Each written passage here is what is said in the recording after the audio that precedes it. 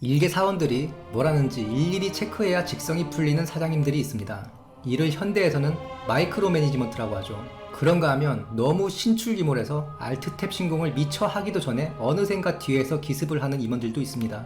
하우연이 딱 그러한 타입이었습니다. 오늘 손찬이 형은 하우연에 대해 이야기해 보겠습니다. 하우연의 자는 묘제로, 묘제란 신묘한 재주를 뜻하는데요. 이 재주는 전쟁을 이기는 재주로도 보여지는데 하우연의 전공을 보면 쉽게 이해할 수 있습니다. 그 유명한 관우와 장비조차 각각 형주방어, 입촉 이후 올린 전공을 제외하면 지휘관으로서의 전공이 뚜렷하지 않은 반면에 하우연의 전공은 기준에 따라 다르겠지만 지휘관으로서 직간접적으로 올린 전공이 사서에 나와 있는 것만 16여 회에 달합니다. 물론 하우연이 토벌한 세력들이 상대적으로 약해 보이는 면이 있어서 그의 전공을 평가절하하는 논객들도 있지만 강한 자가 살아남는 게 아니라 살아남는 자가 강한 것이라는 말이 있고 특히 전란의 시대에서는 더 그랬겠죠. 예를 들어 조조가 여포랑 싸우다가 복양성에서 전사했다거나 유비가 강릉에서 조조의 기병대에 허무하게 잡혀 죽었다면 그들은 지금처럼이 아닌 한복이나 장막처럼 그저 그런 B급 군주로 남겨졌을 수 있었다는 말입니다. 반대로 장막이 여포랑 손잡고 일으킨 반란이 성공했으면 지금 조조의 위치는 장막의 것이 되어 있을지 모를 일이죠. 장막 역시 의협심이 강하고 위급한 사람을 구할 때는 재산을 아끼지 않았다. 그래서 많은 사람이 따랐다라는 기록이 있기 때문에 일이 잘만 풀렸다면 영웅이 되기에 충분했습니다. 아울러 뒤에 언급될 송건 같은 사람은 비록 세력이 1만호 정도에 그쳤던 것으로 보이지만 30여 년간 독립 세력을 유지했고 자체적으로 승상 등 직제를 두고 왕노릇을 하고 있었기 때문에 하우연에게 토벌당하지 않았다면 후일 비교적 큰 세력으로 발전했을 수도 있겠죠. 그러면 진수도 송건을 열전으로 비중있게 다뤘을 것이고 지금처럼 듣보잡 신세는 면했을 것입니다. 통산전적 16승 1무 1패, 그러나 그 1패로 목숨을 잃게 되는 투신 하우연의 주요 전공을 사서에 기반하여 살펴보도록 하겠습니다. 하우연은 창의를 토벌하였습니다. 창의가 모반을 일으키는데 처음에 조조가 우금을 파견합니다. 그런데 진전이 없는 거죠. 결국 뒤이어 하우연을 지휘관으로 추가 파견하는데 우금과 합류해서 창의를 격파하고 투항을 받아냅니다. 이때 보여준 기동력으로 하우연은 사흘에 500리, 엿새에 1000리를 간다는 찬사를 듣게 되죠. 그리고 이 공으로 전군교유에 임명됩니다. 하우연은 황건적의 토벌에도 공을 세운 바가 있습니다. 청주 등지에서 황건적 서화, 사마구 일당이 성을 점령하고 관리들을 죽이고 다녔는데 하우연은 태산, 제, 평원 등지의 군사를 거느리고 여건과 합류해서 수천의 적을 참수하거나 포로로 잡습니다. 그리고 뒤이어 여강에서 뇌서가 반란을 일으키는데 손쉽게 격파합니다. 더 나아가 서왕을 데리고 가서 태원군 20여 개 성을 함락시키고 적장 상료를 참살합니다. 그리고 한수가 난을 일으켰을 때 하우연은 주령을 지휘해서 유미와 견저를 격파하고 조조와 안정에서 합류한 이후에는 한수의 부장인 양추를 항복시킵니다. 이때부터 하우연은 조조의 명으로 장안의 사령관으로 주둔하게 되는데 주둔한 지 얼마 되지 않아 남산의 도적 유흥을 토벌하고 그 군사를 흡수하는가 하면 한수를 호연에서 격파하여 양흥을 참수합니다. 그리고 그 공으로 하우연은 박창정후에 봉해집니다. 한수가 털렸는데 마초가 가만히 있지 않겠죠. 곧 마초가 천수에서 주둔 중이던 위강을 포위했는데 하우연이 구원에 나섭니다. 그런데 하우연이 도착하기도 전에 위강이 털려버립니다. 게다가 후방에서 견저가 난을 일으켜 급퇴각을 하는데 즉 마초와의 전투로 1무를 기록하게 됩니다. 물론 이 전투를 하우연의 패배로 보는 시각도 있긴 한데 군사를 크게 상하게 한 것도 아니고 위강이 버티지 못해서 이미 목표가 사라진 전투인데다가 후방의 난으로 인해 말 그대로 작전상 후퇴를 할 수 있으니 제가 심판이라면 마땅히 무승부라 볼 것입니다. 이후 마초는 조왕, 조구, 윤봉 등 듣보잡들한테 털려서 장로한테 도망가는데요. 곧 장로의 병사를 이끌고 기산을 포위합니다. 이때 구원군을 보내는 것을 두고 여러 장수들 간의 의견이 충돌하는데 대부분의 장수들은 조조의 허락을 받고 출병해야 된다 그러죠.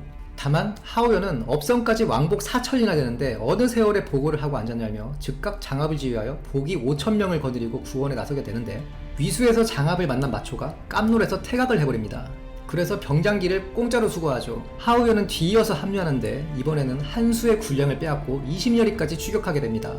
하우연의 기록을 살펴보면 유독 다른 장군들의 열전에 비해서 적군의 군량을 빼앗았다는 내용이 적지 않은데 청야 전술이라 해서 퇴각할 때는 적이 사용할 수 있는 물자, 즉 군량 및 병량기 같은 보급품들은 불태우는 것이 정석입니다. 특히 고대 전쟁 형태를 보면 보급 병력은 현지 조달이 큰 비중을 차지했었고, 손자병법에서도 적의 식량 1종이 아군의 식량 20종의 가치가 있다 했거든요. 군량을 불태우지 않고 달아났다는 것은 하우연군의 행군이 엄청 빨랐다는 것이죠. 적들이 군량을 불태운 시간조차 허락하지 않았다는 겁니다. 하우연은 한수군의 상당 부분을 차지하고 있는 강족병의 가족들이 살고 있는 장리 일대를 점거해서 한수가 구원하지 않을 수 없게 만드는데, 병사들 가족이 다 볼모로 잡혀있는데 안 갈 수 없죠. 예상대로 대군을 거느리고 온 한수군을 평야에서 유격하여 대파합니다. 이로 인해 대부분 강족과 저족으로 이루어진 한수군은 와해되고, 하우연은 역시나 많은 군량과 우마를 노획합니다. 양주 일대에는 스스로 왕노릇을 하면서 중앙정부로부터 무려 30년간 독립 세력을 유지하고 있던 송건이라는 사람이 있었는데, 하우연은 조조의 명을 받아 이 송건을 단 한 달 만에 토벌합니다. 이에 조조가 30년간 세력을 다지고 있던 송건을 단 한 번의 싸움으로 격파한 하우연을 공자의 안회에 대한 평을 인용해서 치하합니다. 포상을 받고 돌아온 하우연은 상당히 의기충천했겠죠. 하변 등지에 주둔하고 있던 강족과 저족을 토벌하고 군량 및 10만 녀석을 노획합니다. 또한 조조가 친히 한중의 장로를 토벌하러 갈 때 하우연을 선봉으로 앞세워 이민족들의 사기를 꺾어놓으니 마침내 장로는 조조군에 투항합니다. 이랬던 하우연은 결국 정군산에서 전사합니다. 이는 사서에 기록된 그의 유일한 1패였습니다. 유비가 하우연 진영에 불을 지르는데 하우연은 장압을 동쪽으로 파견합니다. 그런데 장압이 털리기 직전이니까 구원 요청을 하죠. 하우연이 이에 응대해서 군사 중 절반을 구원을 보내고, 사령관인 자신이 직접 병사들과 함께 불을 끄다가 유비군의 습격을 받고 난전 중에 참사를 당하고 맙니다.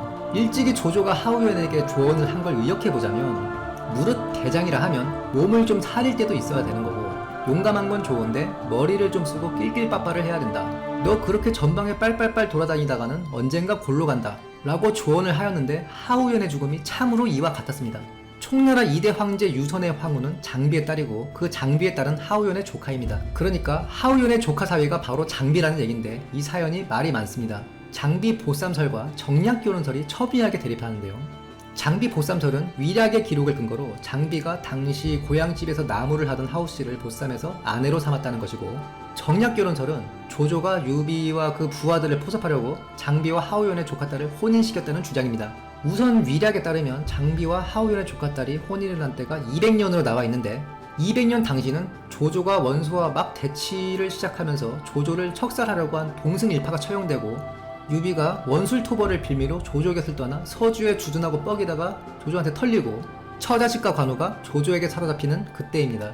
그런데 여러 사건의 시간적 순서를 보면 199년 11월 장수가 조조에게 귀순했고, 장수의 귀순은 유비가 도망친 일보다 먼저 발생한 것이기 때문에 유비는 최소 199년 12월까진 조조에게 귀순한 상태였다는 얘기가 되는데, 만약 200년 봄 정월 이전까지 조조 밑에 머물러 있었다면 이 혼인이 유비가 조조에게 의탁 중일 때 이루어졌는지 직후 조조와 갈라서고 대립할 때인지 확실치가 않습니다. 혼인이 유비가 조조 휘하에 있을 때 이루어졌다면 장비가 감히 조조의 친인척인 하우연의 조카딸을 납치했을 리가 없죠. 하우씨는 고향집에서 나무를 하다가 납치당한 것으로 나와 있는데, 상상력을 발휘해 소설을 써보자면 하우연은 관도전투에 참전한 기록이 있으니까 일이 잘못될 경우에는 천자가 있는 허창이 가장 먼저 화를 입겠죠. 원소도 협천자 한번 해볼 거라고 엄청 발악을 많이 했거든요. 즉 전란을 피해 조카딸을 고향인 초국폐원으로 피신을 보냈고, 거기서 장비가 원술 쫓다가 유비랑 같이 서주로 내빼는 동안에 장비가 여자가 너무 동했던 거죠. 하우씨를 보자마자 양갓집 교수임을 알아보고 보쌈을 하였다 정도 되겠습니다. 물론 정략교론설 역시 상상력을 빌려야 하는데요. 만약 장비와 하우씨의 혼인이 200년 초에 이루어졌다고 가정하고, 당시 조조가 유비를 포섭하려고 유비를 좌장군도 시켜주고 수레도 나란히 타고 다녔다는 것을 보면 조조가 포섭의 일환으로 장비와 하우연의 조카딸의 중매를 섰을 수 있습니다. 용병술이 모자라 백지장군이라는 오명도 가지고 있던 하우연. 그러나 오명이 무색하게 연전연승의 투신이었으며 단 한 번의 패배로 목숨을 잃게 된 비운의 무장 하우연이었습니다. 영상이 유익하셨다면 좋아요, 구독, 알람 설정 부탁드리고 다음 시간에는 손책전으로 뵙겠습니다. 감사합니다.